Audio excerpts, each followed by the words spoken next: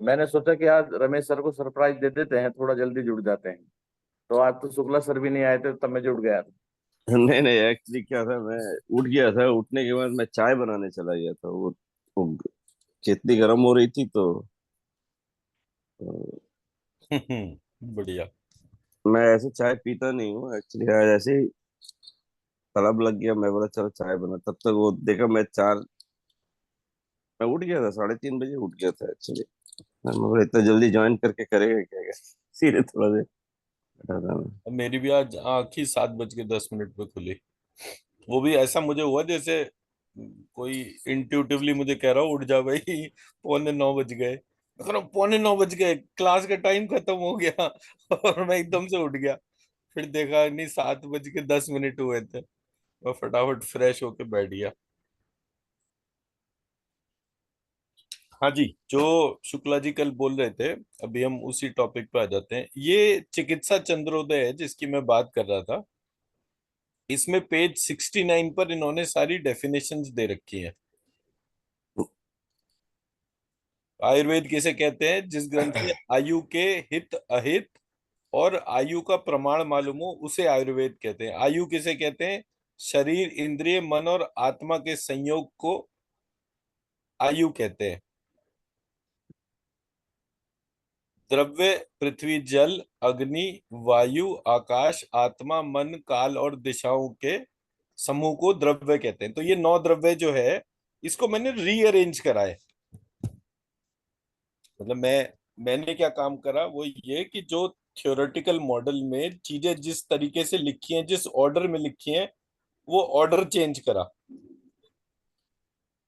चेतन, अचेतन तो ठीक है, स्थावर जंगम, तो बड़ी अच्छी अच्छी डेफिनेशन दे रखी है।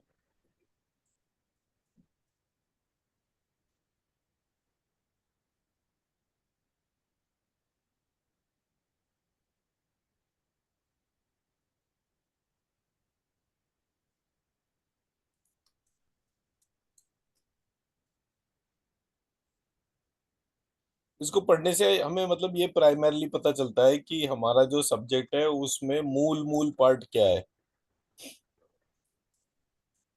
अब दिखाता हूँ, रोग की उत्पत्ति वाला एक जगह दे रखा है। वो बहुत ही विलक्षण लिखा है।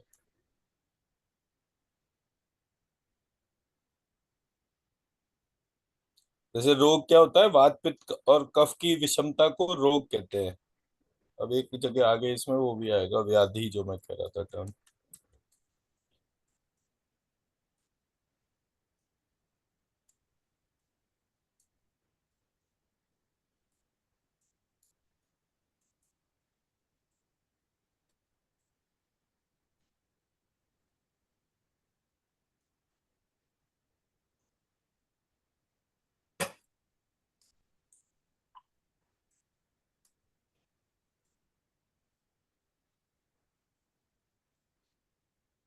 हाँ, ये डेफिनेशन बड़ी इंटरेस्टिंग है।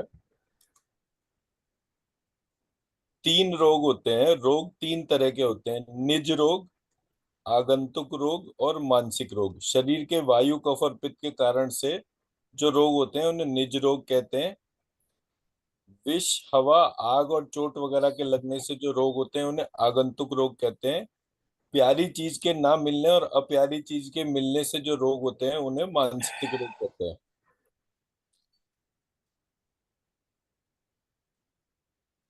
अब रोगों के स्थान पे जाते हैं। रोगों के 3 स्थान है: रस,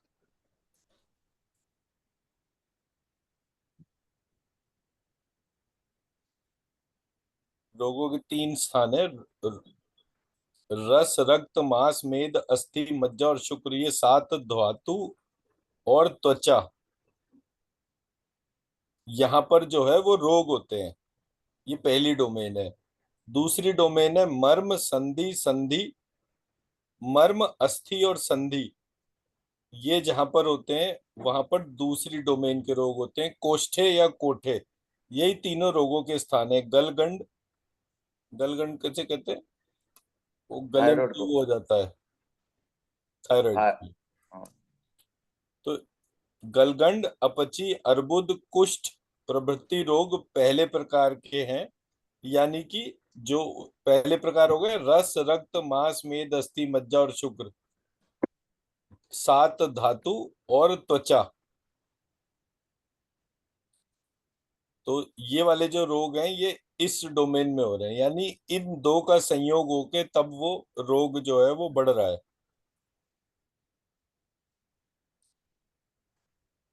दूसरा पार्ट इसने बोला है पक्षाघात, अंगग्रह, अपातानक, लकवा, सूजन, यक्ष्मा। यक्ष्मा टीबी को कहते हैं शायद। हाँ, ये XMT भी अस्थिशूल, होता अस्थिशूल मतलब जिसको छाती में जहां भी टच करो वहां दर्द होता है।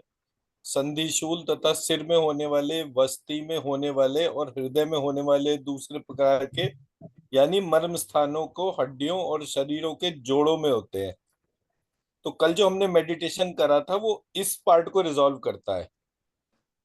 हम्म। जहां जहां जोड़ हैं वो इसके तौर पे। फिर ज्वर, अतिसार, वमन, हैजा, श्वास, खांसी, हिचकी, अफारा, उदर रोग और तिल्ली प्रभृति रोग कोठों में होते हैं। तो कोठ हम किसे कहते हैं? तो रहेगा ना डेफिनेशन।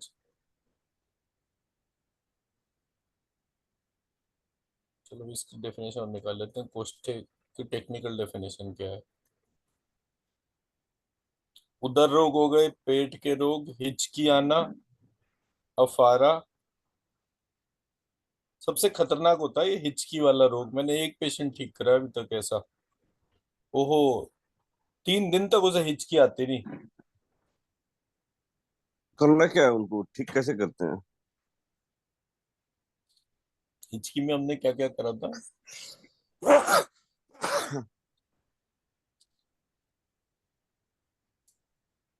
आई थिंक थ्रोट चक्रा और ये स्वादिष्ठान चक्रा, ये दोनों हील करे थे।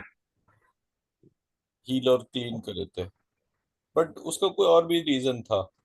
एक सेकंड देखता हूँ, बताता हूँ।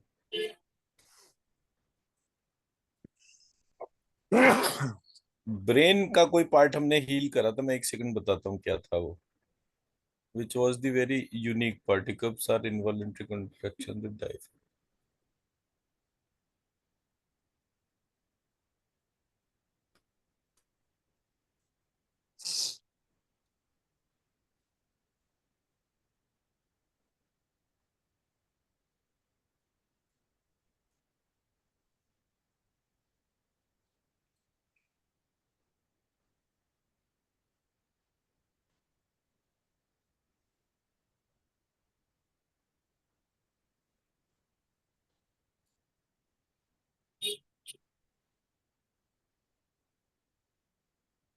ब्रेन का कोई पार्ट था, हमने उसको हील करा था, तो इमिजिएटली जो है वो हिकअप्स जो है शांत हो गए थे। मुझे याद नहीं आ रहा देर वो अब इसमें मेयो क्लिनिक की साइट पर जाकर जो है ना, वहां पे कोई डिजीज थी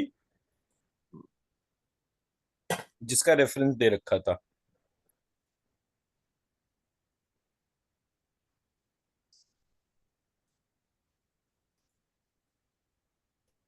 ये आया यहाँ पर कि 3 प्रकार की औषधि होती है।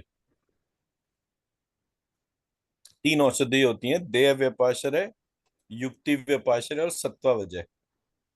हवन, जब, पूजा, व्रत, उपवास, हीरा पन्ना आदि रत्न उद्धारण करना प्रभृति पहली किस्म की दवाएं। कायदे के माफिक पथ्य परहेज करना, औषधि सेवन करना दूसरी की दवा, देश काल कुल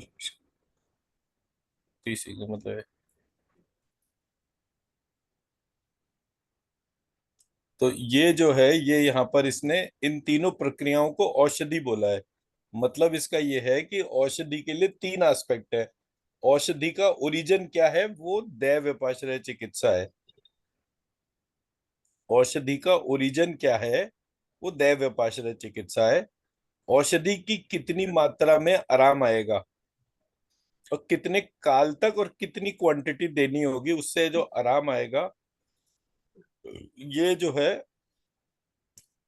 इसको युक्ति व्यपाश्रय चिकित्सा कहते हैं। और सत्वा वजह चिकित्सा जो है वो उस विचार को धारण करना, कौन सी चीज है जो हमारे को उस विचार से मुक्त कराए जो विचार हमें रोग का कारण बन रहा है, तो उसको धारण करने के लिए जो है यहाँ पर वो सत्वा वजह चिकित्सा का डिस्क्रिप्शन दे रखा है। रस धातु के क्षय या कमी को रसक क्षय कहते हैं। इसके स्पेशलिस्ट थे मेरे गुरुजी। वो नाड़ी देखकर ये बताते थे कि कौन सा मतलब सोना चांदी हीरा मोती क्या चीज कम है शरीर के अंदर, उसको दवाई के अनुपान में बनाकर, इसको राज चिकित्सा कहते हैं। तो सबसे महंगी चिकित्सा यही मानी गई है।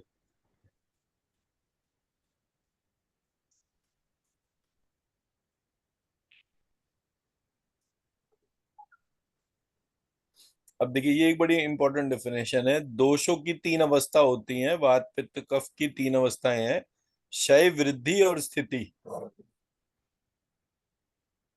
अब जब कोई चीज बढ़ने की तरफ जा रही है, उसकी परिभाषा कैसे है? जब कोई रोग नाभि से ऊपर की तरफ को बढ़ता है, एक रोग फिर दूसरा रोग, तो जैसे वो ऊपर की तरफ बढ़ता है तो इसका मतलब ये माना जाता है कि अब पेशेंट नहीं बचेगा। और जैसे जैसे वो नीचे की तरफ उतरता है तो इसका मतलब है कि वो निकल जाएगा।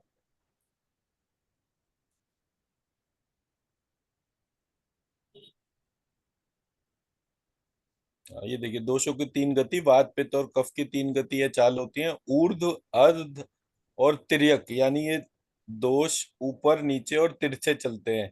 इनके सिवा और भी तीन गति होती हैं, कोठों में जाना, रस रक्त आदि सात धातुओं और चमड़े में जाना, और मर्म स्थानों हड्डियों और संधियों में जाना। तो जैसे जैसे ये डीपर उसमें जाते हैं तो वैसे वैसे किसी भी तरह से दोष जो है वो कॉन्स्टिपेशन पर जब शिफ्ट हो जाता है तो वो कॉन्स्टिपेशन साफ की जा सकती है। गले पर शिफ्ट हो जाता है तो वो उल्टी कराई जा सकती है।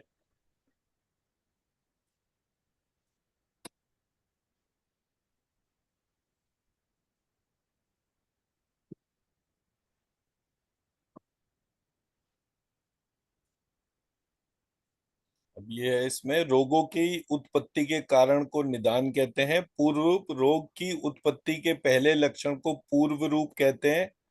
रोग प्रकट हो जाने पर जो लक्षण प्रकाशित हो उसे रूप कहते हैं। उपश्य, जो वस्तु अपनी आत्मा के अनुकूल हो उसे उपश्य या सात्मय कहते हैं। संप्राप्ति, व्याधि की उत्पत्ति को संप्राप्ति कहते हैं। प्राधान्य संप्राप्ति, वात आदि दोषों के कम और ज्यादा होने से प्रधानता और अप्रधानता होती है।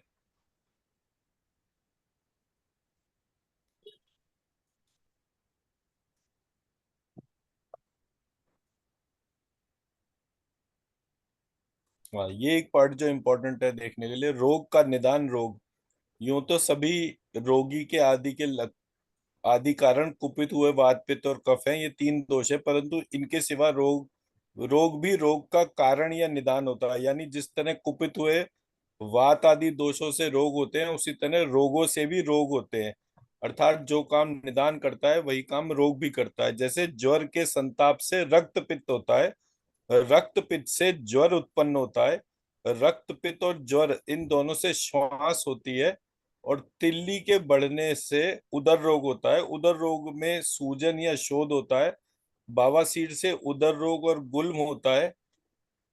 गुल्म कहते हैं सूजन को। जुकाम से खांसी होती है, खांसी से ओज प्रवृत्ति, धातुओं का क्षय होकर क्षय या राजक्षमा अथवा राजरोग होता है।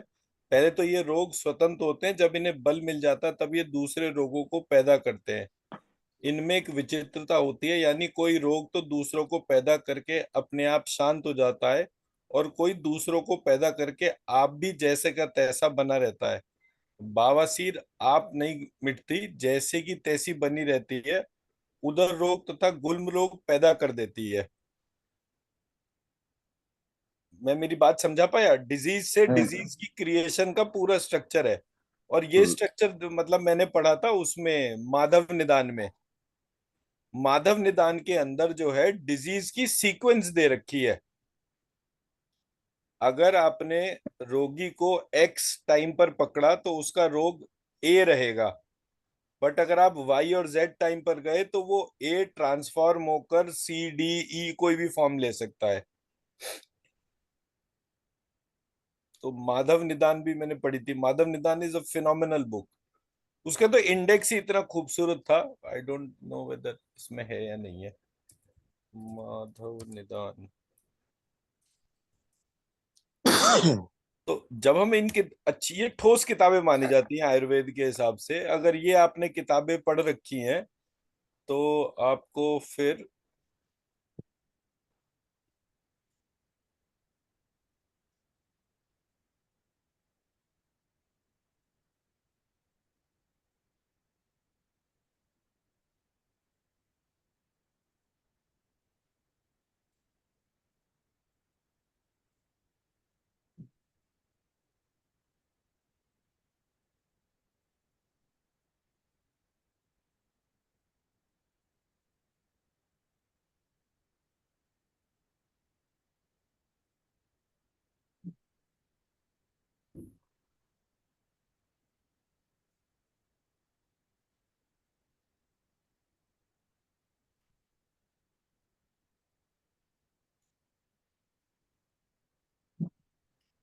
पुराने ऑथेंटिक ऑथर्स को देखना चाहिए। माधव निदान थी किसकी?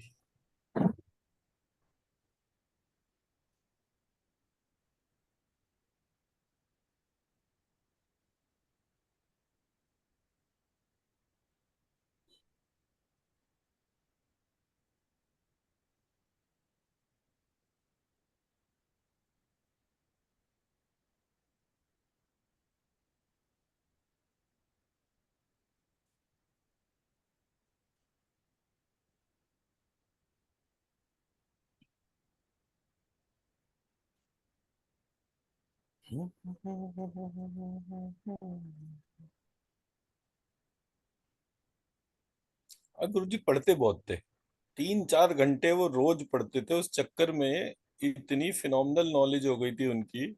कोई भी सब्जेक्ट में बात करो तो हाँ, ये चीज इसमें नहीं, इस जगह बहुत अच्छी लिखी हुई है, वहां से पढ़। और बल्कि मतलब बड़ा मेरे साथ एक इंटरेस्टिंग पार्ट क्या हुआ, जब उन्होंने आश्रम का नया वो बनाया एक स्ट्रक्चर, तो मुझे कहते हैं कि तू ना एक काम कर, मेरे लिए लाइब्रेरी बना दे जरा इस आश्रम में एक। मैंने कहा जी मुझे क्या पता लाइब्रेरी क्या होती है, मुझे तो किताबें भी नहीं पता किस जगह की कौन सी किताब होती है। अच्छा, वो तो कोई मुश्किल नहीं है। तुझे क्या करना है, एक बुक स्टोर पे जा, सुबह से शाम तक वहीं टाइम बिता, और किताब का प्रिफेस पढ़ और उसकी इंडेक्स पढ़। जैसे ही प्रिफेस और इंडेक्स पढ़ेगा तुझे सब्जेक्ट जो है अपने आप ही याद हो जाएगा उस सब्जेक्ट में क्या है। और सर विश्वास मानना, मैंने कम से कम 400-500 किताबें खरीदी होंगी गुरुजी के आश्रम के लिए, और सबका वही वाला पार्ट पढ़ा। वो मुझे आज तक याद रहता है, बस किताब मेरे सामने आनी चाहिए। अच्छा, ये किताब में ये पॉइंट थे, बाकी सारी कहानी अपने आप बन जाती है।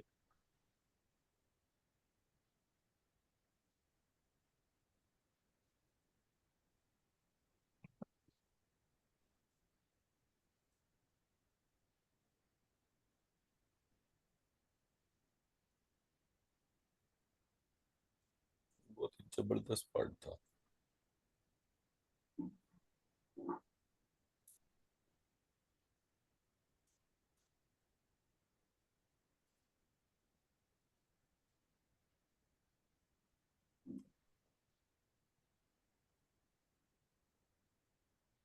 अब देखिए, ये इस किताब का जो सबसे इम्पोर्टेंट पार्ट है वो ये है, ये माधव निदानी मैंने जो है वो शेयर कर दिया। माधव निदान में पहले तो इन्होंने पंच निदान की प्रक्रिया को बोला है। अब इसके बाद जो इन्होंने डिजीज का ऑर्डर दिया, जैसे ज्वर निदान पहला पार्ट ज्वर लिखा है इन्होंने, ज्वर के बाद अतिसार, अतिसार के बाद ग्रहणी, ग्रहणी के बाद अर्शो निदान, अर्श के बाद अग्निमंद, फिर कृमि, रक्त पित्त। ये जिस ऑर्डर में इन्होंने लिखा है उसी ऑर्डर में रोग होते हैं। इस किताब का सबसे बड़ा जो एस्पेक्ट है, उसने वात पित्त कफ के आधार पर रोगों का कॉजेटिव सीक्वेंस डिजाइन कर दिया।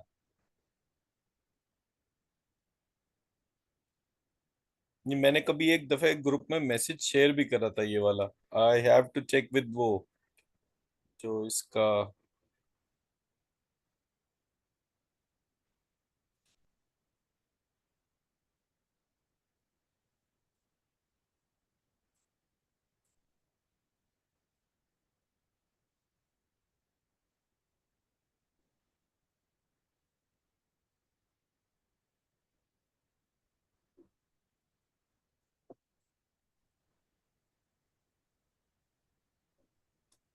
यही तक है इंडेक्स। मैं शेयर कर दूंगा मेरे उसमें आर्काइव में, कहीं ना कहीं वो मैसेज पड़ा होगा मैंने। सारी डिजीजेस का जो है उसका सीक्वेंस लिखा था। तो वो सारी सीक्वेंस जो है मैंने माधव निदान से ही बनाई थी। माधव निदान वात पित्त कफ के लक्षणों से डिजीज का क्रिएटिव स्ट्रक्चर पूरा बनाता है। ये इसका वो होता है मेन पार्ट।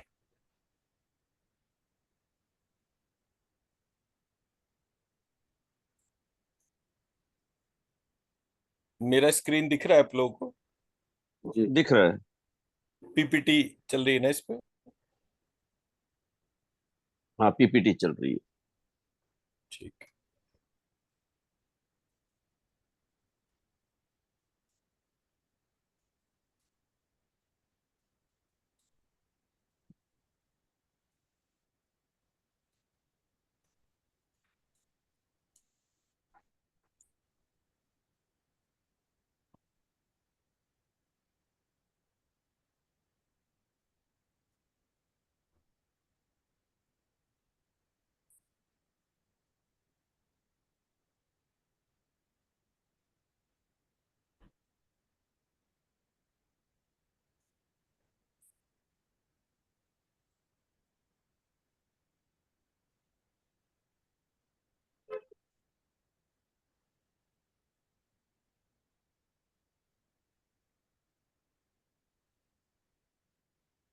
ये हम यहीं पर ही थे ना कल, इस वाली स्लाइड पर ही लाकर छोड़ा था।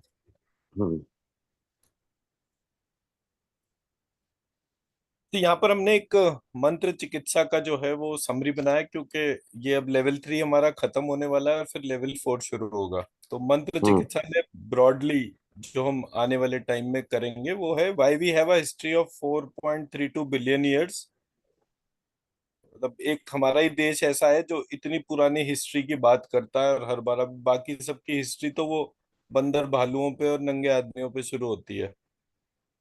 यहाँ पर जो है वो सिस्टमैटिक स्ट्रक्चर है फॉर 4.32 बिलियन ईयर, जो कि पुराण के अंदर, वेद के अंदर, तंत्र में जो इसका डिस्क्रिप्शन मिलता है।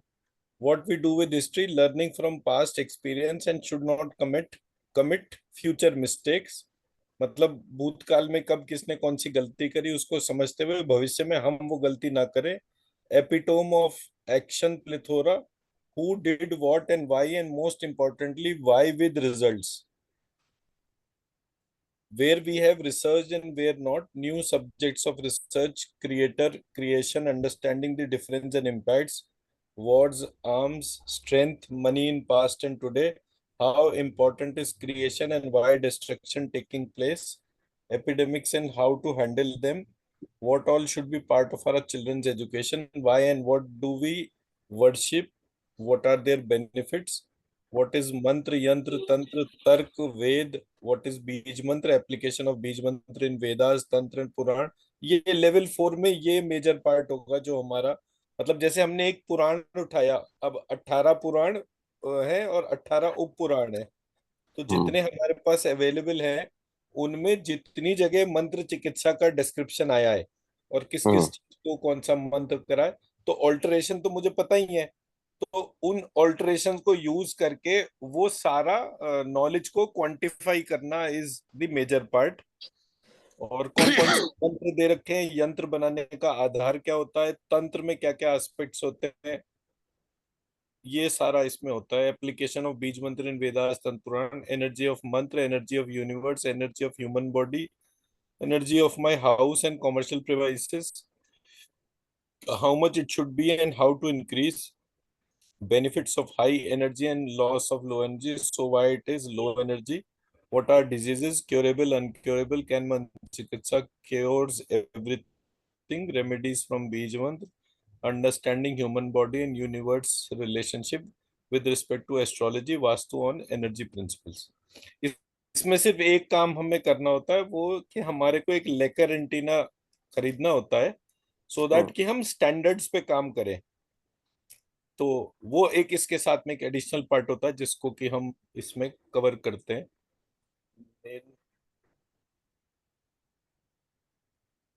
तो ये हमारा उसका एस्पेक्ट हो गया। तो लेकर एंटीना के बारे में तो आपने एक बार बोला था कि मैडम जो है उसको वो नहीं करा नहीं, देंगे वो तो अरेंज। वो तो हम सिखाते तो हैं, बट वो आप जब मिलेंगे तो उसको जो है वो अमेजन पे अवेलेबल है, 2,500 रुपये का आता है। और उसको खरीद के मैं एक सेकंड एक आपको, आप वो भेज दो तो फिर मैं उसे परचेज कर लेता हूँ, तो दिल्ली आने से पहले वो मेरे पास होगा। हाँ एक आप मेरे लिए भी रख लीजिए डॉक्टर साहब, मैं भेज देता हूँ, मैं कलेक्ट कर लेता हूँ, मैंने come on 23rd I collected. ठीक है।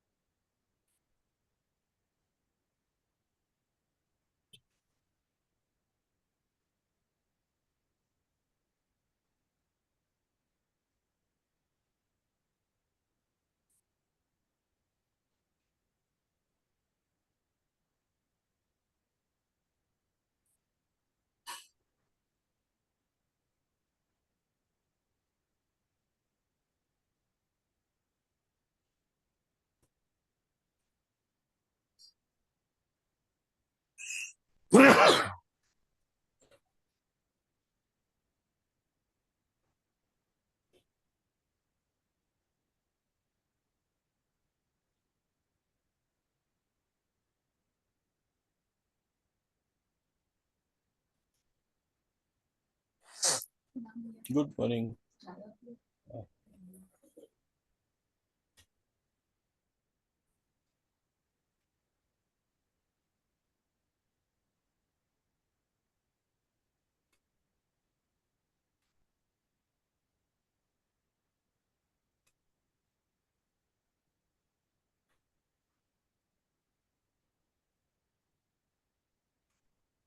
ये इसका मैंने आपको जो है क्या क्या चीजें लेकर एंटीना में आती हैं, उसके जो सबसे महंगे वाले जो लेकर एंटीना माने जाते हैं वो एक्मॉस के माने जाते हैं।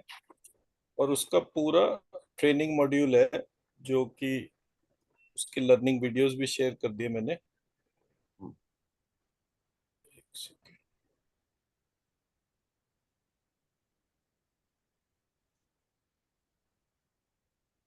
और मैंने जब अपने एक्सपेरिमेंट्स करे थे लेकर एंटीना के साथ में, तो वो बड़े यूनिक से एक्सपेरिमेंट्स थे, मतलब इन द सेंस कि वो मैंने लिंक भी आपको लोगों को शेयर करा कि मैंने जब ये लेकर एंटीना रिलेटेड वर्क करा था, तो मैंने एक वाइट बोर्ड के ऊपर रेड कलर के पेन से शिव और षटकोण के श से शिव लिखा। जब वो लेकर एंटीना का जो बेस होता है वो उसमें रखा गया, तो वो दोनों जगह बेस रखने से जो डिफरेंस जनरेट हुआ हम्म। वो एनर्जी का फिनोमिनल था। हम्म। जब अब यहाँ पर मैंने शिव और शिव लिखा था, मैंने चैंटिंग नहीं करी। हम्म। मैं मेरा पक्ष समझा पा रहा हूँ? जी जी हाँ जी। जी। मैं ये कह रहा हूँ, मैंने शिव की चैंटिंग करके अपनी एनर्जी नहीं जापी नापी, मैंने शिव को लिखा।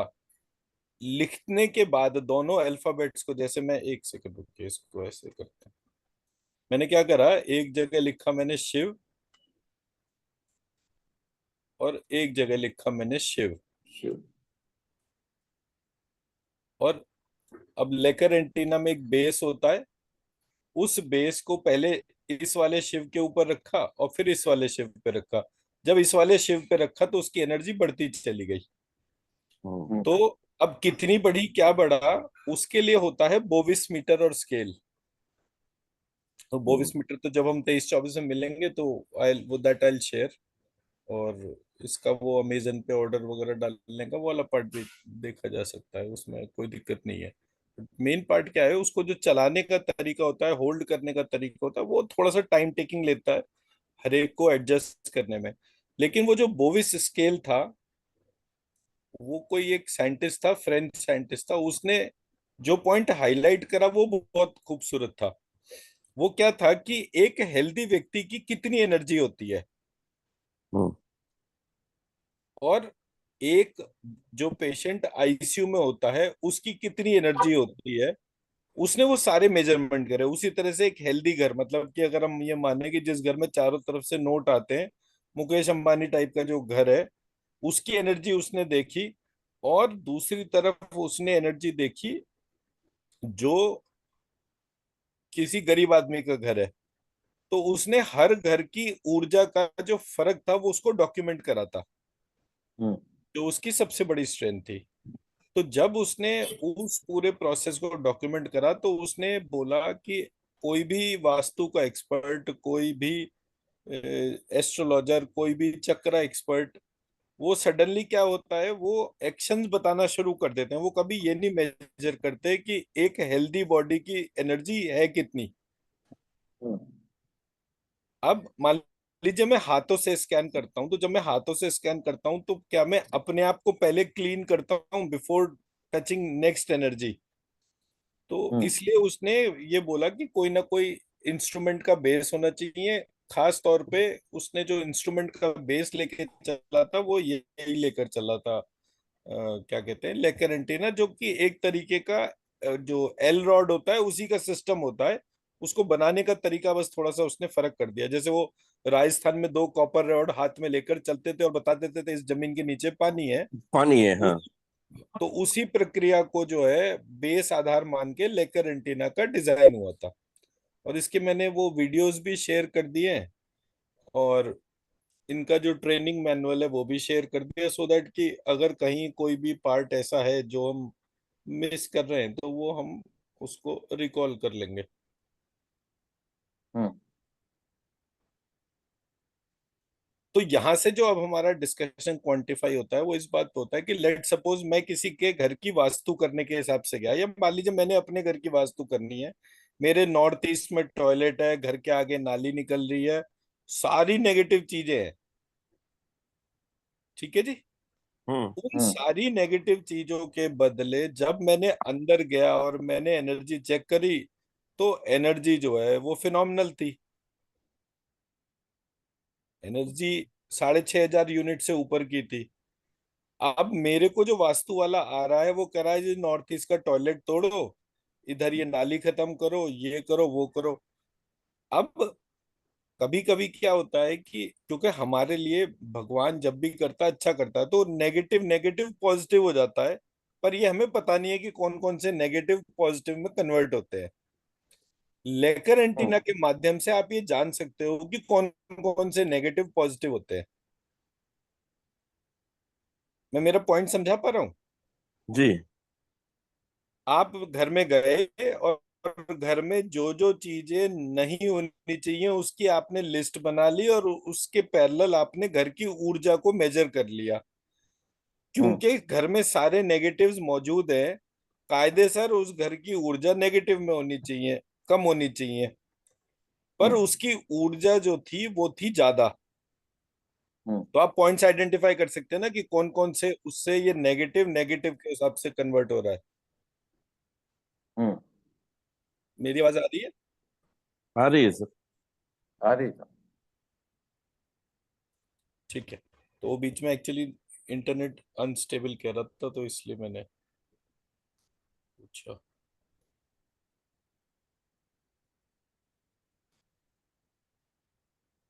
यहाँ से आगे बढ़ते हैं।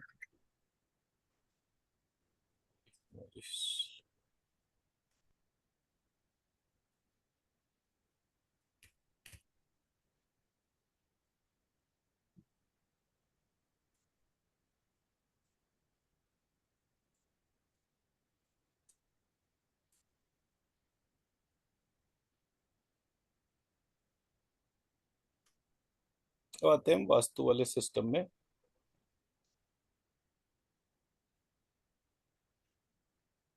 वास्तु सिस्टम में मैंने जो बेस पॉइंट पकड़ा दुर्गा सप्तशती कवच के हिसाब से, वो ये हम्म। कि हमारी जो टोटल 9 डायरेक्शन है, तो 9 डायरेक्शन में हम कोई सा भी मंत्र उठाकर उसको पोस्ट कर दें एक ऑर्डर में, the order is that it starts from east and it ends at centre. Hmm. ये सेंटर हो गया इसका। तो इस ऑर्डर में east, south, south west, west, north west, north, north east और फिर अब सेंटर। आपको स्क्रीन फ्रीज है डॉक्टर साहब, वो लेकर एंटीना वाला शीट ही आ रहा है इसमें। अच्छा, एक सेकंड।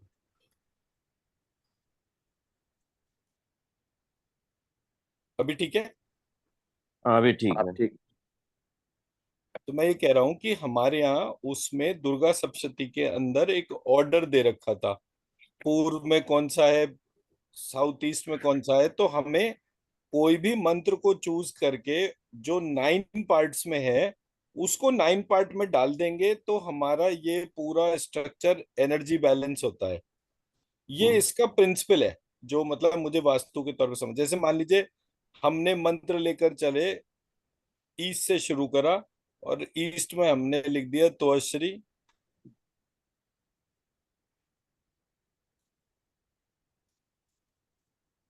साउथ में लिख दिया लक्ष्मी,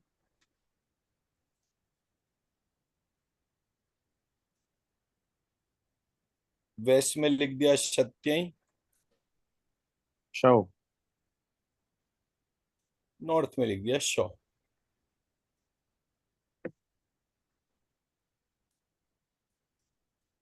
तो इस आधार पे लिखने से ये चारों जो कॉर्नर हैं उनकी एनर्जी बैलेंस हो गई। और बीच में जो सेंटर है वहां पर लिख दिया मैंने त्वमहल्य शक्षरी। यशस्वी। इन चारों का कंबाइंड फॉर्म, इसको सेंटर में लिख दिया। मेरा घर का जो एनर्जी है वो बढ़ना शुरू हो जाएगा। अब कोई भी व्यक्ति जितने भी बीज मंत्र लिख के लगाता जा रहा है, ए कि मैं इस पूरे स्ट्रक्चर को लेकर चलूं, तो इसका स्ट्रक्चर क्या होगा? त्वश्री से लक्ष्मी, लक्ष्मी से सत्यई, सत्यई से शौ, शौ से त्वश्री। Thank you. और सेंटर में तो महले यशस्वी। तो अब अगर कोई व्यक्ति केवल सेंटर को स्ट्रॉन्ग करना चाहता है तो भी ठीक है, साइड्स को, कॉर्नर्स को स्ट्रॉन्ग करना चाहता है वो भी ठीक है, साइड कटी हुई है तो भी कोई फर्क नहीं पड़ता, साइड में टॉयलेट है, नॉर्थ ईस्ट में टॉयलेट है, मतलब इनमें से साउथ वेस्ट में कोई गटर आ गया, कोई, इनसे किसी भी चीज से कोई फर्क नहीं पड़ता। उसका रीजन मैं समझाता हूं आपको। मेनली अगर किसी घर का वास्तु खराब होगा तो किस पे प्रभाव होगा? रहने वाले पर। रहने वाले पर। रहने वाले इंसान है। जरूर। जितने भी और इंसान है सबके अंदर आत्माएं हैं। हाँ। तो जैसे ही मैं उस कॉर्नर में उस बीज मंत्र को रखता हूं तो बीज मंत्र का प्रभाव किस पर होगा? मेरी आत्मा आत्मा। के ऊपर। हाँ जी। हम्म। तो बीज मंत्र और आत्मा के बीच में बैरियर क्या है?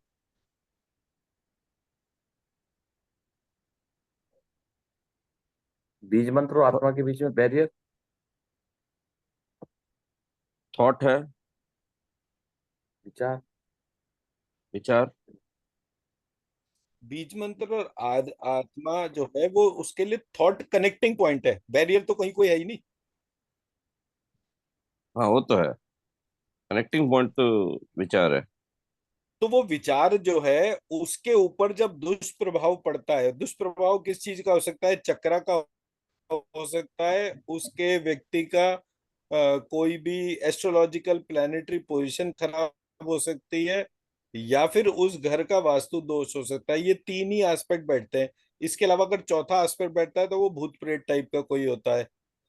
तो ये जो एस्पेक्ट्स हैं जो गड़बड़ हो रहे होते हैं। मेरी आवाज चल रही है ना? हाँ चल रही है जी डॉक्टर जी साहब। जी जी जी। हाँ।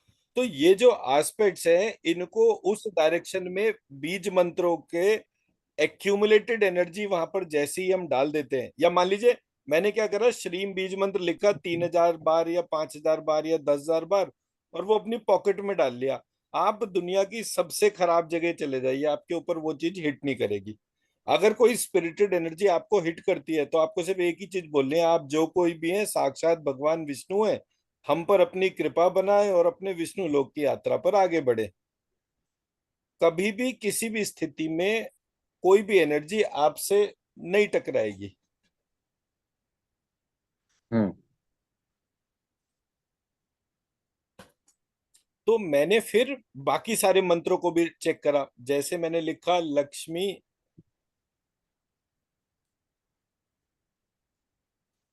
त्वम श्री, वंशी।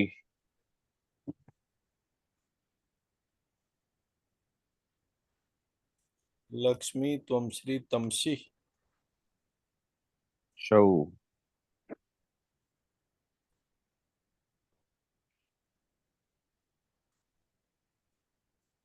चहशा शहमु शंडा। शामु चूड़ा। चहशा शहमु शामू शंडा। चंडा। शंडा।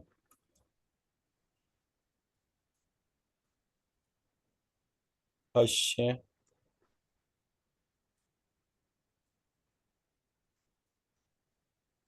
श्री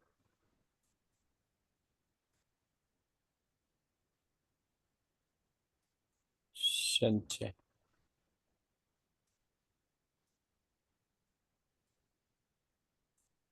अब मान लीजिए मैंने निवारण मंत्र को ट्रांसफॉर्म करा, तो मैं सबसे पहले लक्ष्मी है तो लक्ष्मी को मैं लिख दूंगा ईस्ट में, फिर त्वमश्री है उसको लिख दूंगा मैं वेस्ट साउथ में, फिर तमशी है उसको लिख दूंगा मैं वेस्ट में, और फिर लक्ष्मी तमशी तमशी चहशा इसको लिखूंगा मैं नॉर्थ में, फिर ईस्ट वेस्ट नॉर्थ साउथ हो गया चारों, फिर उसके बाद जो है शमू में साउथ ईस्ट में लिखूंगा, फिर साउथ वेस्ट, फिर उसके बाद नॉर्थ वेस्ट, उसके बाद नॉर्थ ईस्ट, उसके बाद सेंटर। कोई भी मैं ऑर्डर फॉलो करूंगा, इट डजेंट मैटर, मंत्र की एनर्जी ऑर्डर में होनी चाहिए। हम्म। अगर हम ऑर्डर के तौर पर उसको डाल रहे हैं तो वो हस्येश्वरी संचय, सॉरी ये सेंटर में ही आ जाएगा संचय। हम्म। तो मेरे को मैंने जो ये ग्रिड बनाया, एक सेकंड, ये मेरी स्क्रीन दिख रही है आपको, हाँ दिख रही है। White screen. हम्म। दिख रही है डॉक्टर साहब। अब ये वाइट स्क्रीन पे मैंने एक ग्रिड बना लिया। इस ग्रिड में मैंने जो मैप है मेरी बिल्डिंग का उसको फ्रेम कर दिया। मतलब आपने वास्तु का मैप लिया और वास्तु का मैप, मेरा जो घर का नक्शा है उसके ऊपर आपने वो वास्तु का मैप डिफाइन कर दिया। उसमें हम्म। आपने जो है ऐसे करके एक बॉक्स बना लिया, 3 लाइन बना ली, घर के सेंटर को आइडेंटिफाई कर लिया, वहां पे सेंटर मार्क कर दिया, एक तरफ ईस्ट, एक तरफ वेस्ट, एक तरफ साउथ, एक तरफ नॉर्थ। ये आपने आइडेंटिफाई करना है यूजिंग अ मोबाइल फोन पे जो कंपास आता है उसको, और उसको एक या दो मोबाइल पे क्रॉस चेक कर लीजिए, बिकॉज हमेशा जो गड़बड़ होती है वो ये होती है कि कभी कभी मोबाइल फोन में जो कंपास होता है वो मैग्नेटिक फील्ड के हिसाब से या दूसरे मोबाइल फोन के हिसाब से उसमें कुछ डिफ्लेक्शन आ जाते हैं। तो जब दो फोन से क्रॉस चेक कर लेते हैं कि ये हमारा एब्सोल्यूट है, जो एब्सोल्यूट पॉइंट है उस पर आपने जो है वो लाइंस में उस ब्लॉक को जो है, मतलब पूरे मकान का जो नक्शा है उसको 3 पार्ट में खड़ा, 3 पार्ट में पड़ा बाइफरगेट कर दिया। जो बाइफरकेशन करा उस पर डायरेक्शन प्लॉट कर दिया।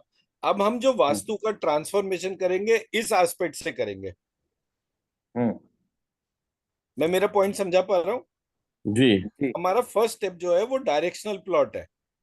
सबसे पहले हमें उस मैप के ऊपर डायरेक्शन बनानी है। अब कौन सी डायरेक्शन में क्या क्या चीजें आती हैं वो डिटेल वर्क है। हम्म। जो बेस इंफॉर्मेशन है वो ये है कि साउथ ईस्ट जो है वो लिक्विड कैश की जगह है।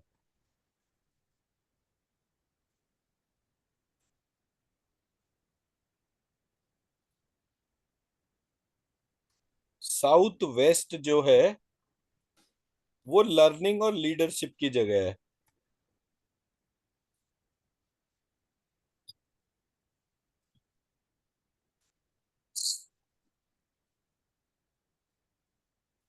नॉर्थ वेस्ट जो है वो अपॉर्चुनिटीज की जगह है।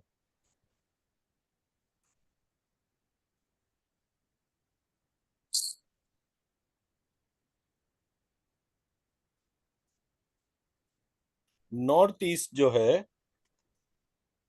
वो कामनेस ऑफ माइंड की जगह है।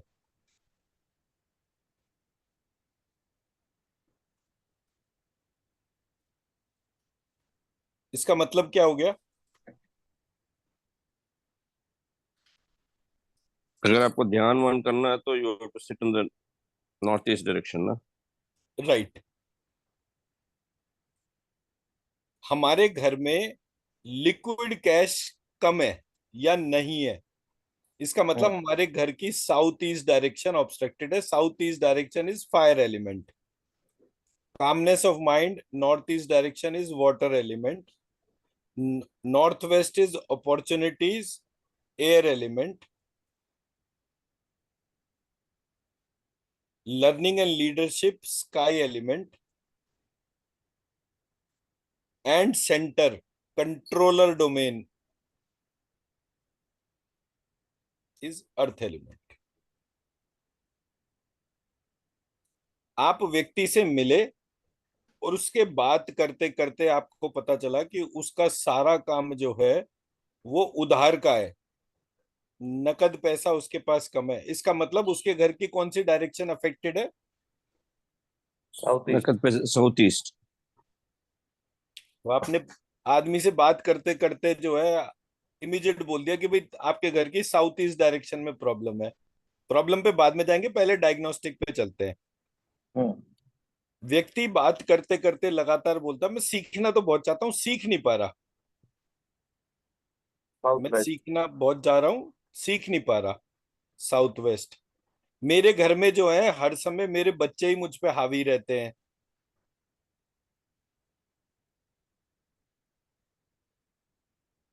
कोई भी घर का बाहर का व्यक्ति आता है वही मुझे हड़का कर चला जाता है। इसका मतलब क्या है? उस घर का साउथ वेस्ट कमजोर है। हम्म। साउथ वेस्ट घर के मालिक की जगह होती है। घर का मालिक जो है वो प्रत्येक स्थिति में घर को सुरक्षित रखने के लिए अपनी लर्निंग और लीडरशिप पे हावी रहता है। इसलिए जो भी घर के बड़े बुजुर्ग होते हैं, जो सबसे बड़े होते हैं, कोशिश ये करनी चाहिए कि उनको साउथ वेस्ट में रख दें। तो वो समझदार होते हैं, कल को कोई लड़ाई झगड़ा दिक्कत परेशानी होती है तो उनको उस स्वाभाविक दिशा की शक्ति मिलने से वो जब कभी समस्या आती है तो वो हमारे को उसका समाधान बताते हैं। हम्म, ठीक है जी। हम्म। जी। मेरे पास काम जो है उसका कोई ऑर्डर ही नहीं आ रहा। मेरे पास दुनिया की सबसे कीमती चीज है सोना। हम्म। मेरे को बहुत सारा सोना है पर मैं उसको बेच नहीं पा रहा, मेरे को कोई ऑर्डर ही नहीं दे रहा सोने के हिसाब से। तो जब नॉर्थ भी वेस्ट। कभी किसी व्यक्ति को ऑर्डर नहीं मिल रहा अपने काम का, उसकी अपॉर्चुनिटीज इम्पैक्टेड है, उसका मतलब है उसका नॉर्थ वेस्ट इम्पैक्टेड है। हम्म, ठीक है जी। हम्म। जब भी कभी कोई व्यक्ति लगातार ये कंप्लेंट करे, अरे वो क्या नाम था उसका मुझे याद नहीं आ रहा, बहुत बहुत बढ़िया सी चीज थी वो। ठीक। और या फिर वो लाउडली बात करते करते बोले समझ में नहीं आ रहा, समझ में नहीं आ रहा क्या चल रहा है, समझ में नहीं आ रहा क्या चल रहा है, मतलब उसका नॉर्थ ईस्ट इम्पैक्टेड है। नॉर्थ ईस्ट हेड हम्म, रीजन की जगह हो गई। हम्म, हम्म।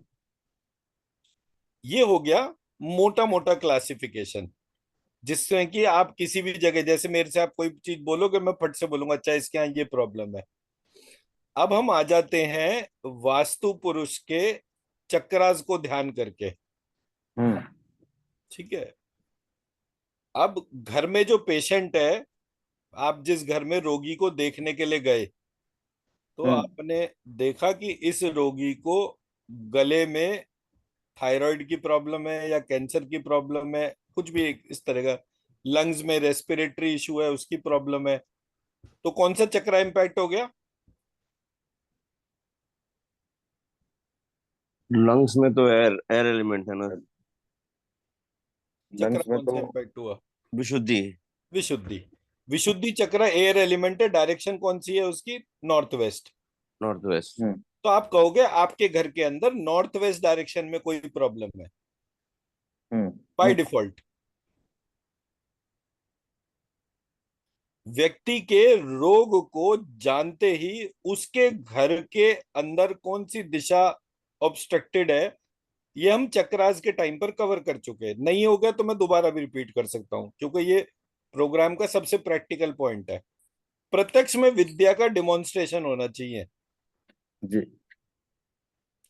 आदमी के सिम्टम सुनकर ये बताए आदमी कि इसके घर का ये सिस्टम गड़बड़ है। घर में जो पेशेंट है उसको ऑटो इम्यून डिसऑर्डर है। घर का क्या चीज गड़बड़ है? Autoimmune is related to immunity. immunity. Immunity is related to water element है ना। इम्यूनिटी इज रिलेटेड टू प्राण, प्राणों की एयर। उत्पत्ति। प्राणों की उत्पत्ति कनेक्टेड है मेरे सेंटर से। नाभि सेंटर में से। प्राण उत्पन्न होते हैं। हाँ। तो आपको क्या बोलना है उस स्थिति में कि आपके घर में सेंटर में कोई डिस्टरबेंस है, कोई सेंटर में भारी चीज रखी हुई है, या सेंटर में क्या चीज है जो अड़ रही है सब जगह। तो वो बोले जी वहां पे वो बीम खिंची हुई है, हमारा सेंटर एक्चुअली थोड़ा शिफ्टेड है, वहां पर ये चीज की दिक्कत है, या वहां पर कोई स्टेयर केस आ गया है, या वहां पर कोई गटर आ गया। So anything which is pertaining to centre. तो आपको बीमारियों को ध्यान करके प्रिंसिपल बीमारी डायग्नोस करनी है। प्रिंसिपल बीमारी कौन से चक्रा से कनेक्टेड है, वो चक्रा के हिसाब से आपको उसका प्रैक्टिकल एस्पेक्ट समझना है। मैं मेरा पॉइंट समझा पा रहा हूँ? जी। जी। जी। जी। घर में जितने भी पेशेंट हैं वो मेंटल हेल्थ की डिस्टरबेंस वाले हैं। तो उस घर में कौन सी डायरेक्शन डिस्टर्ब है? North east. North east. Perfect. अब नॉर्थ ईस्ट अगर इम्पैक्टेड है उस घर की, तो करेक्शंस में क्या क्या चीजें करेंगे उसको डिफाइन करेंगे। जितने भी जिस दिशा से रिलेटेड, जो डायरेक्शन से रिलेटेड, जो उस प्लैनेट से रिलेटेड चीजें हैं, उनको वहां पर ध्यान करके उन चीजों को बढ़ाएंगे, और बाकी जो चीजें उनसे विपरीत है उनको हटाएंगे। For hmm. एग्जाम्पल जब मैं नॉर्थ ईस्ट की बात करता हूं, नॉर्थ ईस्ट में जो डायरेक्शन है वो है वीनस। ओ सॉरी, प्लैनेट जो है वो है शुक्र। ये तो हमने शेयर करा था ना। हाँ, हाँ एक हाँ। एक चार्ट शेयर किया था आपने। तो नॉर्थ ईस्ट वाटर एलिमेंट, और उसमें जो प्लैनेट है वो शुक्र है। हम्म। अब शुक्र जो है, उसके जो मित्र हैं और जो उसके शत्रु हैं, वो चीजें अगर मैं नॉर्थ ईस्ट में एक्यूमुलेट करना शुरू कर देता हूं तो मुझे उसकी परेशानी होगी। हम्म। तो अगर मैं नॉर्थ ईस्ट में येलो कलर बढ़ा दूं, येलो कलर जुपिटर का है, शुक्र और बृहस्पति आपस में शत्रु हैं, तो अगर मैं नॉर्थ ईस्ट में येलो कलर बढ़ा दूं, हम्म। भारी चीजें रख दूं, चांदी हाँ रख दूं, हाँ। और रोज दीपक जलाना शुरू कर दूं, हाँ। ऐसे घर में मेंटल हेल्थ डिसऑर्डर सबसे ज्यादा आएंगे। इन्वर्टर जो है वो नॉर्थ ईस्ट में रखा हुआ है।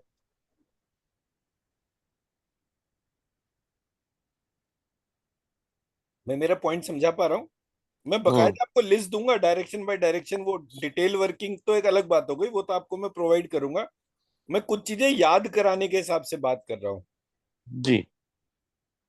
जब मैंने ये तीनों को मर्ज करा, चक्रा को, डायरेक्शन को और प्लैनेट को, मेरे रिजल्ट्स फिनोमिनल हो गए। चाइनीज में अब ये क्या होता है, हमारे यहाँ जितने भी वास्तु वैज्ञानिक हैं, so called Acharya of vastu जितने भी हैं, ये सारे के सारे पहली बात तो सेंटर को स्काई एलिमेंट कहते हैं और साउथ वेस्ट को अर्थ एलिमेंट कहते हैं। तो ये स्ट्रक्चरल एम्बिगिटी हो गई। जो प्राणी कीलर्स हैं वो भी, मतलब आप अपने सब्जेक्ट से क्रॉस चेक नहीं कर रहे कि जो इन्फॉर्मेशन जहां पर है वो सही है या नहीं है। नेट इम्पैक्ट ये होता है कि आप किसी के व्यक्ति का गलत वास्तु कर देते हो, गलत चक्र का एनर्जी बढ़ाते हो, तो उसका रोग बढ़ना बंद नहीं करता, क्योंकि आप गलत मेडिसिन कर रहे हो। गलत मेडिसिन का इम्पैक्ट ये पड़ता है कि रोगी को आराम नहीं आता।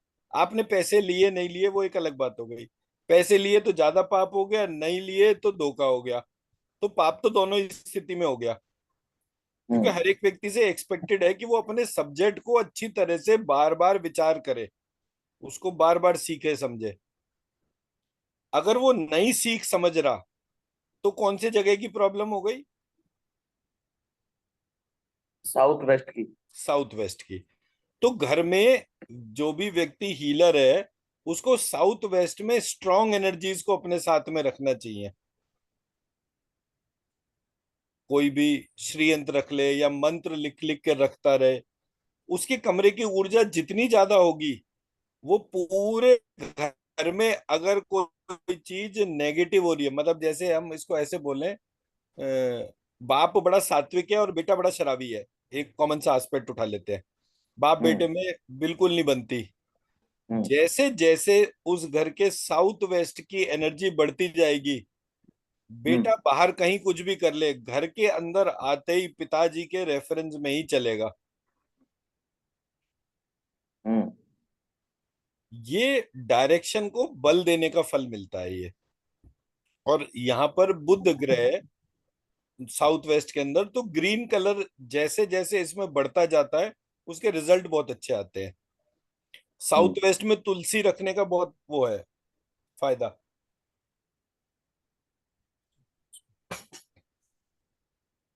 तो हमने जो ये मंत्र शेयर करा, लक्ष्मी तमसी तमसी चर्चा चौमु शंडा हस्यश्वरी संचय, इस मंत्र को लिख लिख के आप किसी भी डायरेक्शन में लगा दीजिए, पूरा मंत्र ही चाहे, वो डायरेक्शन अपने आप ही स्ट्रांग हो जाएगी।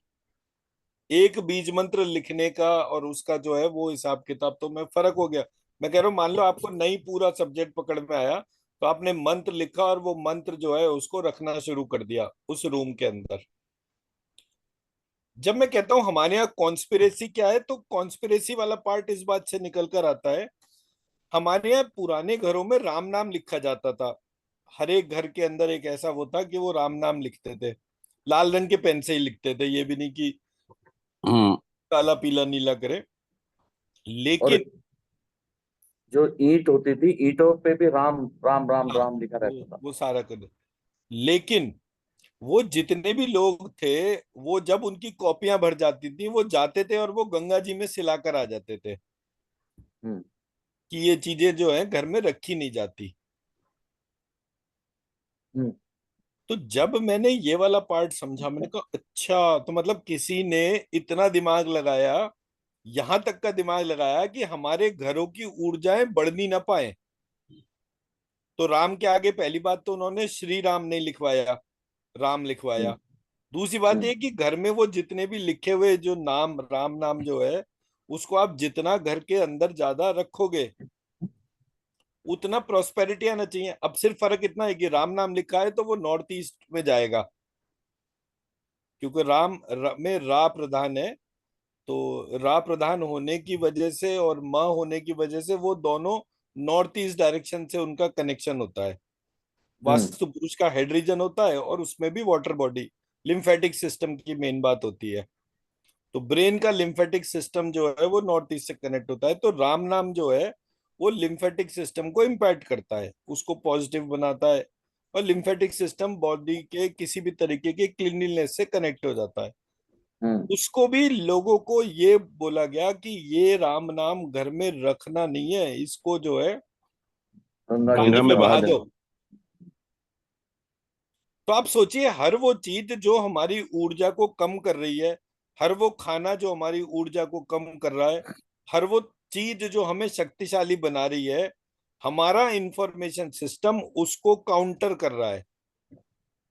तो लिखते थे हमारे यहाँ पर श्री राम जयम लिखते थे, उसको सब पानी में जगह, भाग के। सब हाँ। जगह सर वो पूरा का पूरा पार्ट चलता था। मैं वही कह रहा हूं कि हमारी जितनी भी चीजें हमारे को शक्तिशाली बना रही हैं, वो सब हमसे दूर कर दी गई। और घर में स्वस्तिक का चिन्ह बनता था पूजा रूम के यहाँ पर, वो लाल कलर से बनता था। आई स्टिल रिमेम्बर, मैं गांव में रहता था तो मेरे गांव के उसमें दीवार में वो चिन्ह बना रहता था एक्चुअली। तो जब आजकल मैंने ये पूरा पार्ट स्टडी करा था, तो मेरे को पकड़ में आया कि हर वो चीज जो मेरी ताकत बढ़ा रही है वो तो मुझसे छीन रहे हैं, और मुझे उल जलूल चीजें पकड़ाए जा रहे हैं। तो मैंने कहा नहीं, ये इसकी कहानी थोड़ी डिफरेंट है। ये कहानी में एक ऐसा ट्विस्ट है जो हम उसको नहीं पकड़ पा रहे। हम्म। तब फिर मैं सोर्स कोड को लेकर बैठा। अब मैं एग्जाम्पल देता हूँ आपको, प्रैक्टिकल चैलेंज के तौर पे। हमारे यहाँ क्या हुआ, ये वास्तु वाले जितने लोग हैं जो सो कॉल्ड अपने आप को वास्तु का एक्सपर्ट कहते हैं, ये सारे लोग फेंगशुई करते हैं। और फेंगशुई में जो है नॉर्थ ईस्ट डायरेक्शन में मेडिटेशन रूम होता है। अब चाइनीज जो है जब पूजा करता है, चाइनीज में पहली बात तो भगवान ही नहीं होता। फिर भी चलो, किस्मत का मारा फिर भी ध्यान लगाने बैठ गया, तो ध्यान में वो क्या करता है, बुद्ध की मूर्ति रख लेता है। तो मूर्ति भी नहीं रखता, उसके यहाँ बुद्ध जो है उसको ध्यान करा जाता है। अगरबत्ती तो जला के रख देता है, कमरे में खुशबू होती है, पूरा कमरा खाली होता है। यहाँ तक तो सब ठीक है। बट अगर आप वही सिद्धांत मेरे पूजा घर में लगाओगे, मैं कोई निर्धन भिखारी तो हूं नहीं। मैं भगवान की मूर्ति भी चांदी की रखूंगा, उनके आसपास 4-6 चांदी के सिक्के भी रखूंगा, दीपक भी जलाऊंगा, और मेरे पे नोट बढ़िया होंगे तो अखंड दीपक जलाऊंगा। अब मैंने ये जितने भी चेंजेस नॉर्थ ईस्ट में कर दिए, अखंड दीपक जला दिया, मेरे उसमें एक काम और खराब हो गया। मैंने चांदी रख दी भगवान के पास में, चांदी की वजह से नॉर्थ ईस्ट खराब हो गया, घर में डायबिटीज और बीमारी आ गई। लोग कहते हैं हे भगवान, भगवान का नाम लेने से ही घर में सरदर्दी शुरू हो गई। तब फिर मैंने भगवान से ही पूछा कि भाई मुझे बताओ ये कहानी क्या है, जब जब आपका नाम ले दुर्गति शुरू हो जाती है। तो मैं मेरे गुरुजी के आश्रम में गया, तो गुरुजी के यहाँ जो वो था बंदा, मैंने बोला अरे ये जितनी भी चीजें मैं स्टडी कर रहा हूँ सब में जो, बोले देखो विष्णु भगवान ने फलानी जगह क्या कहा, क्या कहा। उसने बोला कि जो मेरा ध्यान करता है सबसे पहले मैं उसका धन हर लेता हूँ, फिर उसके बाद उसका स्वास्थ्य हर लेता हूँ, फिर उसके बाद उसके जो पास पड़ोस वाले बंधु बांधव हैं उनको हर लेता हूँ, और फिर भी जब वो मेरे मार्ग पर चलता रहता है तब मैं उसको सब कुछ लौटा देता हूँ। मैंने कहा ये तो कहानी अजीब सी है। मतलब मैं पूजा करना शुरू करूं, मेरे पैसे भी चले जाएंगे, हेल्थ भी चली जाएगी, रिश्ते नातेदार भी चले जाएंगे। मैं कहानी में कुछ लोचा है।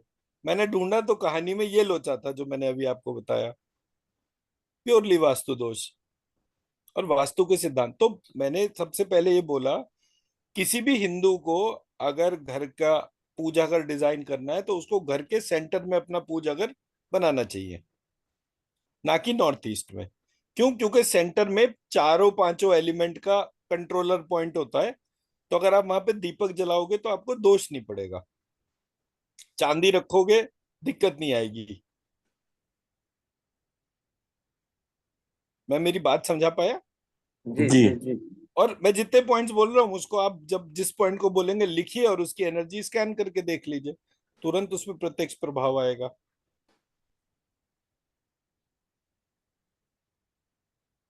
वास्तु में जो सबसे इंटरेस्टिंग पार्ट था वो ये था, मैं अगर अपने आप को दिशाओं से कनेक्ट कर लूं तो दिशाएं जो है मेरे को सपोर्ट करती हैं। तो दिशाओं को ध्यान करने से उस दिशा का स्वरूप पता चलता है कि वो दिशा कब कहाँ कैसे कितनी है। प्रत्येक दिशा के अंदर उस दिशा की इंटेलिजेंस जागृत हो और वो मेरी रक्षा करे, ये मेरा विचार होना चाहिए। हम्म। इसलिए मैंने सबसे पहले जब वो वास्तु की परिभाषा बनाई थी, तो मैंने हम्म। बोला भाई वास्तु होता क्या है। हम्म। अब इसके अल्फाबेट उठा लेते हैं। वास्तु में एक व होता है, एक षटकोण का श होता है और एक ता होता है। ता का मतलब हो गया डायरेक्शन, आज्ञा चक्र। व का मतलब हो गया मणिपुर चक्र। हम्म। और श का मतलब हो गया श और श मतलब सहस्त्रार और सहस्त्र लंबिकाग्र, इसका कॉम्बिनेशन। मेरे घर में विशेषता और विशेष उत्पत्ति को देने वाला मेरा वह में प्राण भी आता है। समस्त दिशाओं में मेरे शरीर के भीतर विशेषता और विशेष उत्पत्ति देने वाला प्राण जागृत हो। जैसे ही मैं उसके साथ में अपना चिंतन करूंगा, उस ज्ञान को वास्तु कहते हैं। अब ये जितने, अरे आपने तो यहाँ शीशा लगा दिया, अरे आपने तो यहाँ पर जो है ये चौखट आ गई, यहाँ पर ये घंटी बांध दो, यहाँ पे वो विंड चाइम लगा दो, यहाँ पर जो है वो फ्रिज इधर क्यों रख दिया, इससे तो ये नुकसान हो जाएगा। अरे भाई, किस चीज में दिमाग लगा रहे हो? घर डॉक्टर को साहब, हम जाके लोग तो अपार्टमेंट में रहते हैं। अपार्टमेंट में तो कितना वास्तु हम लोग देख सकते हैं, बिकॉज बिल्डर तो अपने हिसाब से बनाएगा। हम उसको बोलेंगे वास्तु के हिसाब से बनाओ, तो बोलेगा भैया पाइपलाइन तो यहीं आता है, हम पाइपलाइन चेंज नहीं कर सकते। हम कोई भी सर चीज चेंज नहीं कर सकते कहीं भी। अगर कोई चीज हम चेंज कर सकते हैं तो वो अपने विचारों को चेंज कर सकते हैं, जिसके अंदर इस बात का मतलब हम वो ध्यान करें कि ऐसा कोई कॉर्नर नहीं है जहां पर देवी की एग्जिस्टेंस ना हो। पूर्व में जो है वो सरस्वती देवी हैं, दक्षिण में लक्ष्मी जी हैं, उत्तर में अपना सती देवी हैं, और उत्तर में नहीं, सॉरी, पश्चिम में सती देवी हैं और उत्तर में वागीश्वरी हैं। और ये चारों मुझे हर दिशा में जो है वो सुरक्षा प्रदान कर रही हैं। जब तक मेरा चिंतन इस प्रकार से इन बीज मंत्रों से कनेक्टेड नहीं होगा, मैं तब हम्म। तक उस घर में सुख शांति की कोई भी सामग्री नहीं देख सकता। और जैसे ही मैं प्रत्येक दिशा में बीज मंत्र लगाता हूं, बीज मंत्र लगाने का सर बड़ा सिंपल सा लॉजिक है। जब भी मेरा ध्यान भटकेगा, वो किसी भी ऐसी जगह पर होना चाहिए जहां पर मेरा आई कांटेक्ट हो सके। मैं बड़ा हम्म। परेशान हूँ, उल्टी सीधी चीजें सोच रहा हूँ, सोचते सोचते एकदम से देखा वो शीट पे नजर पड़ गई जहां पे वो बीज मंत्र लिखे हुए थे, एंड सडनली ट्रांसफॉर्मेशन हो गया। तो हम क्या करेंगे, बीज मंत्र उस डायरेक्शन में सिर्फ चिपका देंगे ना, उस एक डायरेक्शन में स्टिकर लग। चिपका देंगे। वो मैं, आप जब आएंगे ना मेरठ, तो हाँ, उस टाइम पर हम बैठ के एक छोटा सा डिस्कशन कर लेंगे। ठीक है जी। कैसे करना है क्या है, वो मैं प्रैक्टिकल उसको दिखा दूंगा आपको। मैं अपने घर का ड्राइंग भी लेके आता हूँ हाँ मेरे हाँ, को तो।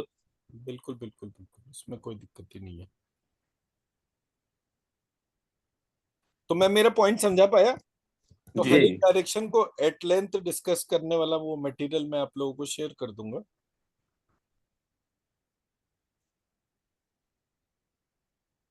किसी की करें ना करें, एटलीस्ट अपना घर का तो पहले ठीक कर लें। अपना ही करना चाहिए सर, अपना जब हो जाता है ना, बाकी सबका अपने आप ही काम ठीक हो जाता है।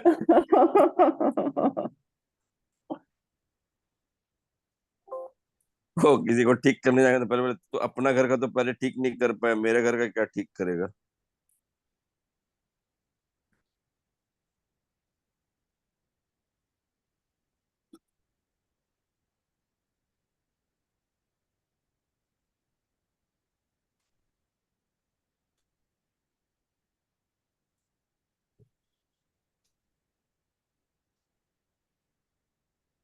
हमारा जो घर है उसमें प्राण तेज और ओज बढ़े, ये हमारा इंटेंशन है। इसमें मैं हाँ, प्राइमरली करेक्ट। ये दो हाँ, तीन सही। स्लाइड्स दिखाता हूँ और उसी चीज के एस्पेक्ट को बताता हूँ। एक साउथ में पूजा होती है स्वर्ण भैरव की। हाँ, स्वर्ण आकर्षण भैरव चिदम्बरम टेम्पल में बहुत फेमस है वो, स्वर्ण आकर्षण भैरव।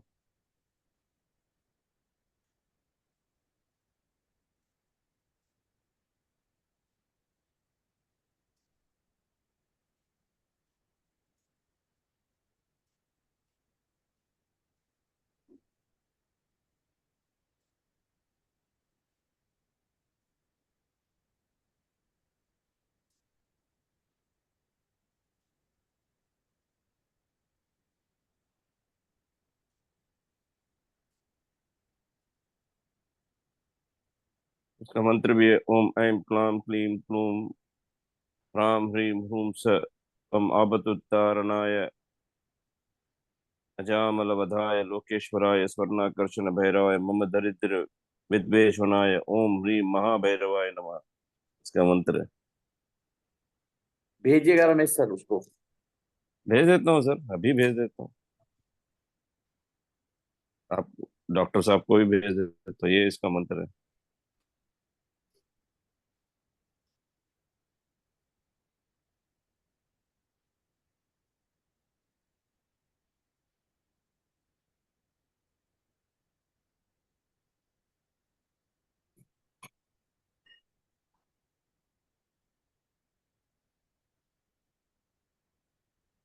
डॉक्टर साहब को भी भेज दिया, आपको भी भेज दिया। मेरे पास तो भी आया नहीं। अभी अभी अभी भेज रहा हूँ। अभी आ गया होगा। आ गया। वम, इसका मंत्र बीज मंत्र वम से आपत उद्धारणा है। वो भी नाभि में ही वम। इसके बहुत अच्छे से पूजा होता है चिदम्बरम टेम्पल में। वो वो पर्टिकुलर टाइम में करते हैं उन लोग।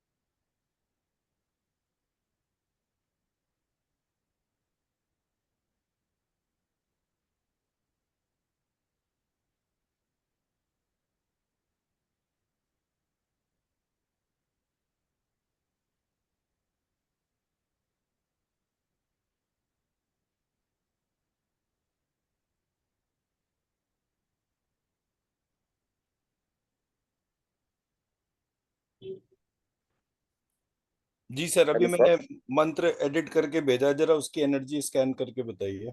हाँ अभी कर देता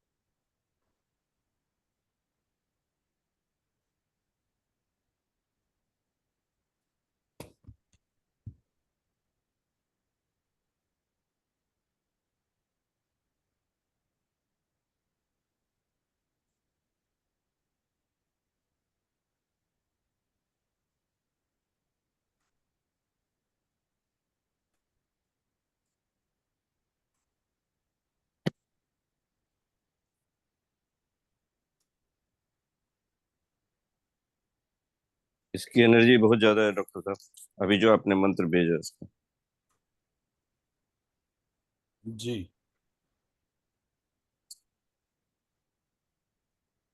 स्वर्णिमापतुद्धारण अज्ञामलबधाय लोकेश्वराय स्वर्णाकर्षण भैरवाय मम दारिद्र्य विद्वेषमनाय स्वर्णीम महेश महाक्ष भैरवाय नमः।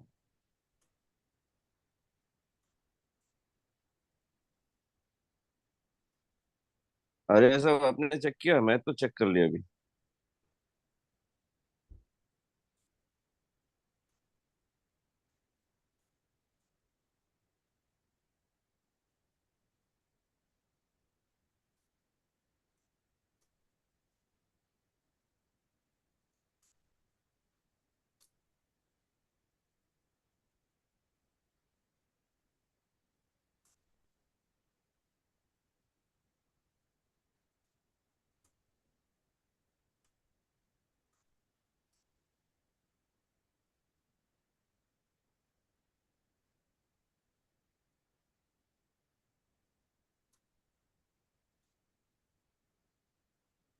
लास्ट में नमा की बजाय मना कर देंगे।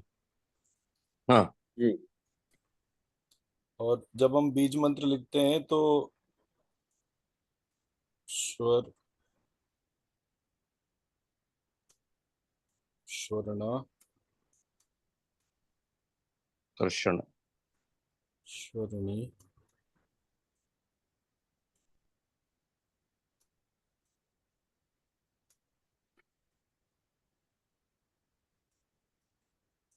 स्वर्णी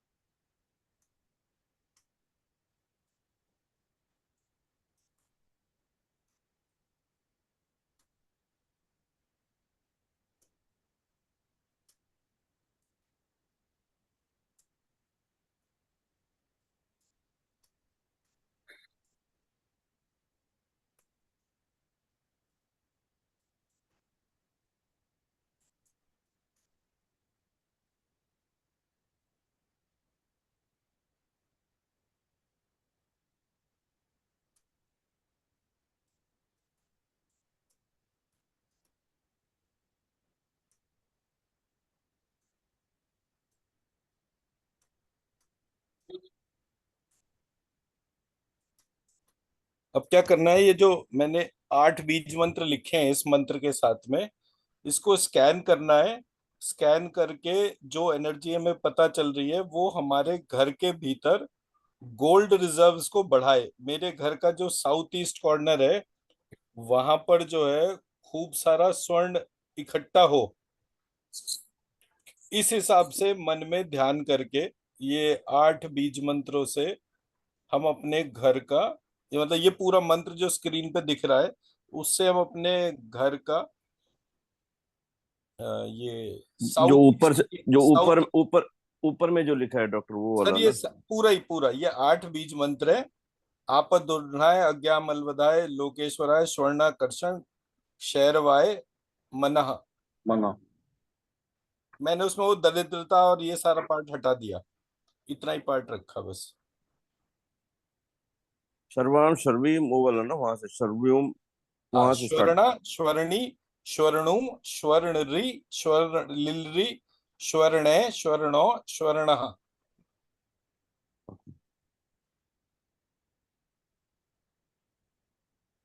पहले तो स्कैन ही कर लीजिए, उसकी पावर अपने आप ही चेंज हो जाती है। वो तो हाथ तो झंझना रहा है एक्चुअली, वो तो। राइट। अब इसको जो है ध्यान करके स्वर्ण भैरव को जो हम नाम दे रहे हैं वो स्वर्ण शैरव दे रहे हैं। भ को श और क्ष में मैंने कन्वर्ट कर दिया। तो उसके बेसिस पर जब हम इस इंफॉर्मेशन को इनके साथ में इनका ध्यान ध्यान करके बोलते हैं कि आप तो साक्षात मेरे सहस्त्रार चक्र और लंबिकाग्र चक्र को ही प्रभावित कर रहे हैं, आप परम देवता हैं, महाक्षैरव आप ही हैं, ऐसे करके उनकी ऊर्जा को कि हमारे घर में जो अग्निकोण है उसमें सदैव स्वर्ण रूपी धन जो है वो मौजूद रहे, ऐसे घर में इच्छा करके उसको बढ़ाना है।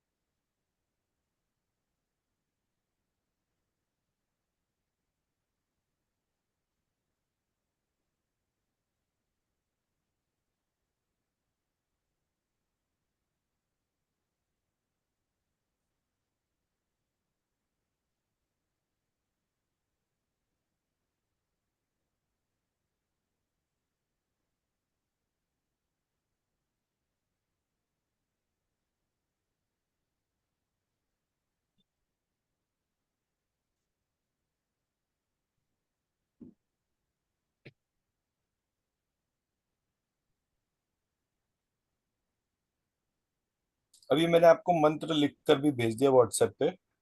हम्म।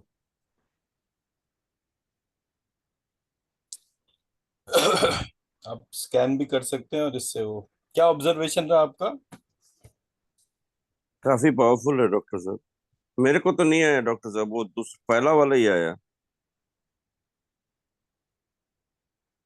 अभी तो सर शेयर कर रहा था।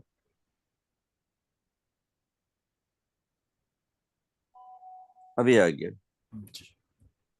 स्वर्णाम स्वर्णीम स्वर्णुम स्वर्णीम रीम स्वर्णेम स्वर्णम स्वर्ण स्वर्णीम अवतद्धारज्ञामलाय लोकेश्वराय स्वर्णाकर्षण क्षैरवाय ममता। अब दारिद्र्य हटा दिया था ना डॉक्टर साहब? हाँ, वो दारिद्र्य हटा भी सकते हैं, मतलब ये तो क्योंकि टेक्स्ट था तो मैंने एज इट इज विदेश ठीक है, कॉपी किया था। ठीक है, ठीक है। विद्वेष हाँ। स्वर्ण महेश्वराय मनः for southeast वही, increasing the ऐसा है gold ना, of the। मैं अपने आप को बार बार दरिद्र बोलूंगा तो वही थॉट बढ़ेगा। मैं हाँ दरिद्र उसीलिए। का ऑपोजिट लिखना शुरू करूं अपने मंत्रों में, हाँ, कि मैं सेठ बन गया, मैं कहूं कि मेरा दारिद्र्य हटाओ, मैं कहूं कि मेरा सेठ पना बना रहे हमेशा, मैं हमेशा राजा की तरह रहूं। तो वो ज्यादा अच्छा है, मतलब वो उसका टर्म देखना पड़ेगा एक दफे कि किस तरह से डाले। दारिद्र्य विद्वेषणाय के बदले दूसरा कुछ सब्स्टिट्यूट करना पड़ेगा। दरिद्रता का ऑपोजिट क्या होता है? संपन्नता। नहीं नहीं। नहीं नहीं, मैं संस्कृत के ही वर्ड बताता हूँ, एक मिनट। मैं अभी अभी उसको, what is the opposite of दारिद्र्यता? धनाढ्य बोलते हैं, धनाढ्य। धनाढ्य, धनधान्य। दारिद्र्य का।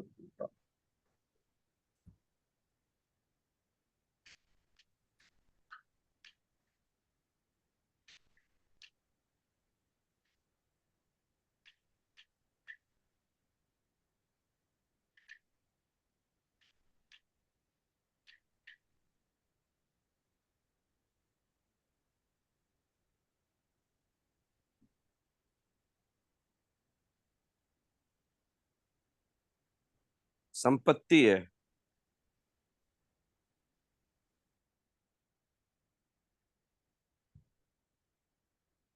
वो उसमें आता है ना, ललिता सहस्त्रनाम में संपत्ति पूर्णी।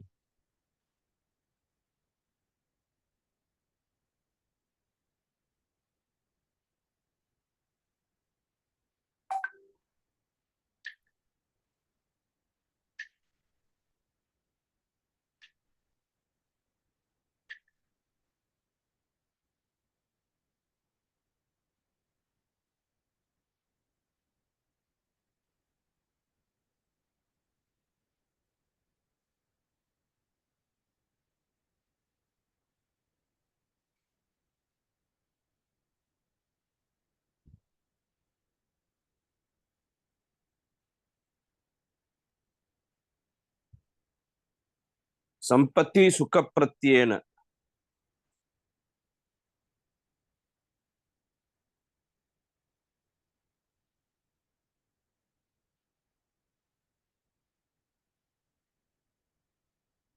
अब जरा देखिएगा इसकी एनर्जी।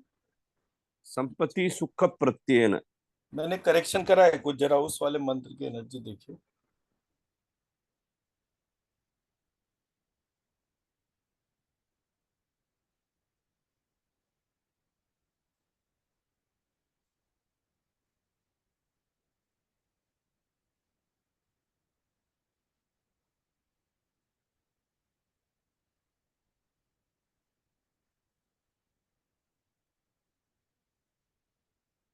इसकी ऊर्जा बहुत ज्यादा है डॉक्टर साहब। बस परफेक्ट। संपत्ति पूर्णाय।